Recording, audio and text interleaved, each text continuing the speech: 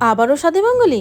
কি আর করব, অর্ণবদার পৃথার এত সুন্দর আইবুড়ো ভাতে টেস্টি টেস্টি খাবার খাইয়েছে, অন্য কোথাও আর যেতে ইচ্ছে করলো না। তাই ঝটফট রেডি হয়ে ফেললাম আর এই মেনুটাকে টাটা বলে আমরা বেরিয়ে পড়লাম, কারণ আজকেও আছে একটি আইবুড়ো ভাতের অনুষ্ঠান। রাস্তার ধারে সুন্দর সুন্দর ফুল গাছ দেখতে দেখতে পৌঁছে গেলাম আমরা রাজবাড়িতে। খেলাম পাপড়ি চাট। কি আর করব বলো, 12টার প্ল্যান যদি দুটোই হয়। যাই হোক, আমরা পৌঁছে গেলাম স্বাদে বাঙালিতে। অর্ণবদাও পৃথা আগে এসেছিল আর ওই দেখো জয়শ্রীরাও চলে এলো। এরই মধ্যে চলে এলো আমাদের স্পেশাল গেস্ট, যাদের জন্য আজকে আমাদের এই আইবুড়ো ভাতের আয়োজন, শুভজিৎ দা ও অর্চিতা।